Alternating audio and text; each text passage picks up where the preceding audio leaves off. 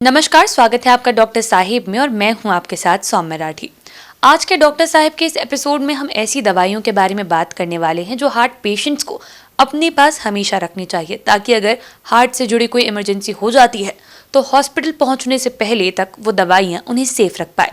और ये सब कुछ बताने के लिए इस वक्त मेरे साथ बैठे हैं डॉक्टर अशोक कुमार, जो कि बिहार के सबसे जाने माने हार्ट से जुड़े रोगों के विशेषज्ञ हैं। सबसे पहले डॉक्टर साहब नमस्कार, बहुत बहुत स्वागत है आपका। नमस्कार, आपका भी सौम्या जी। डॉक्टर साहब, क्या कोई ऐसी दवाइयां हैं जो हार्ट के मरीजों को यानी कि हृदय रोग जिनको है ऐसे लोगों को अपने पास रखनी चाहिए, ताकि अगर हार्ट अटैक जैसी कोई सिचुएशन आ जाती है अचानक तो हॉस्पिटल पहुंचने के पहले तक वो सेफ रहें, कि एटलीस्ट उन दवाइयों की मदद से वो इलाज के लिए तो पहुंच पाए?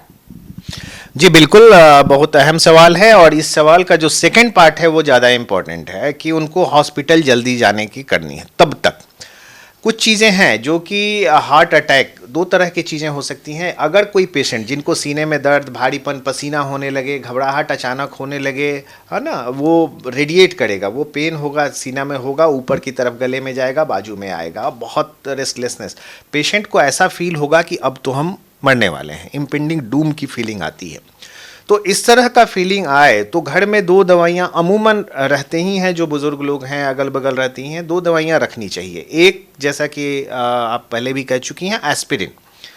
एस्पिरिन होनी चाहिए। अगर एस्पिरिन नहीं है तो सर दर्द के लिए कॉमनली यूज़ दवाइयाँ ब्रांड नेम डिस्पिरिन के नाम से मिलती है, उसकी हाफ टैबलेट, या अगर एस्पिरिन की टैबलेट हो तो 150 मिलीग्राम के 2 टैबलेट, तो मतलब 300 मिलीग्राम, या डिस्पिरिन का फुल टैबलेट डिज़ोल्व करके उनको आप दे सकते हैं। और टैबलेट डिस्पिरिन की, अगर एस्पिरिन की टैबलेट है तो उसे कहें 300 मिलीग्राम, उसको च्यू करके तब निगलना है, चबा के तब निगलना है। एक तो ये है। दूसरी चीज़ है, इससे आपका जो है कि काफ़ी हद तक 30-35% केसेस में देखा गया है कि इससे रिस्पॉन्स मिल जाता है।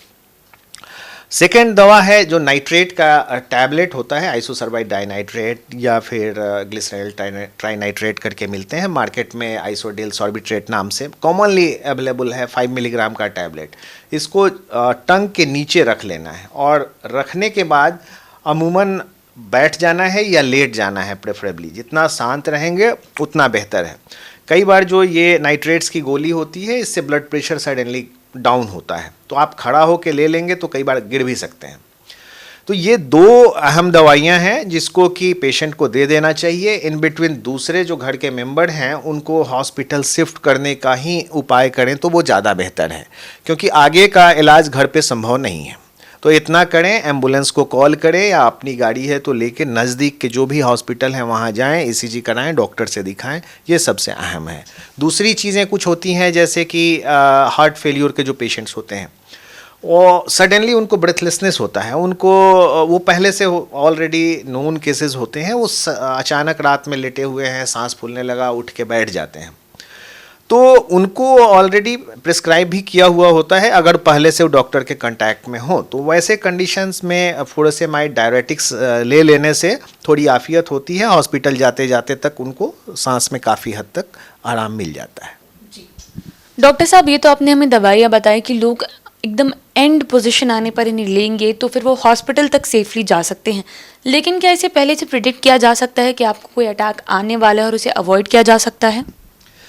जी, इसमें जैसा कि हम लोग कई बार बात किए हैं कि रिस्क फैक्टर, जो हाई रिस्क कैटेगरी के पेशेंट्स हैं उनको अपने रिस्क को कंट्रोल करके रखना है। अमूमन जो हार्ट अटैक के मरीज़ होते हैं वो डायबिटिक हाइपरटेंसिव ऑलरेडी पहले से होते हैं, तो उन्हें कई बार आपने देखा होगा कि डायबिटीज़ का भी दवा का ऊपर नीचे होने से हाइपोग्लाइसेमिक एपिसोड्स भी आते हैं, वो भी थोड़े अजीब तरह के पसीने होने लगेंगे, घबराहट होने लगेगी, धड़कन बढ़ने लगेंगे, तो कई बार मिस करता है इन चीज़ों को। तो अगर और जो एल्डरली में जो टिपिकल पैटर्न है, जो कि बुज़ुर्गों में 60 साल उनसे ज़्यादा होता है, उनको एंजाइना का पेन पहले से होता है हार्ट अटैक होने से पहले, वो अगर रेगुलर मॉर्निंग वॉक कर रहे हैं तो उनको सीने में भारीपन लगेगा, वो रुकेंगे, फिर वो रिलीव हो जाएगा, फिर उसके थोड़ा देर के बाद वो चल सकते हैं। तो इस तरह के सिम्टम अमूमन आते हैं। कई बार क्या होता है कि रेस्ट एंजाइना भी होता है, जिसको हम लोग प्री इन्फार्क्ट एंजाइना बोलते हैं, जो मेजर हार्ट अटैक के होने के अमूमन 1 सप्ताह से पहले से उनको थोड़े से अनइजीनेस लगने लगता है, बीच बीच में कभी दर्द होगा, कभी ठीक हो जाएगा। तो अगर आपको किसी भी तरह का सीने में भारीपन, दर्द, पसीना आना, इस तरह की चीज़ें हों तो उसे गैस समझ के कृपया इग्नोर ना करें, उसे डॉक्टर से सलाह ले लें। उम्मीद करती हूँ कि डॉक्टर साहब ने जो सारी बातें बताई हैं आपने उन्हें ठीक तरीके से सुना और समझा होगा। इसी के साथ जल्द मुलाकात होगी अगले एपिसोड में। तब तक के लिए अगर वीडियो को फेसबुक पर देख रहे हैं तो पेज को लाइक करें, यूट्यूब पर देख रहे हैं तो चैनल को सब्सक्राइब करें। कमेंट सेक्शन या मेल बॉक्स के माध्यम से आप हमें बता सकते हैं अगर डॉक्टर साहब से आपके कोई और सवाल हैं। धन्यवाद।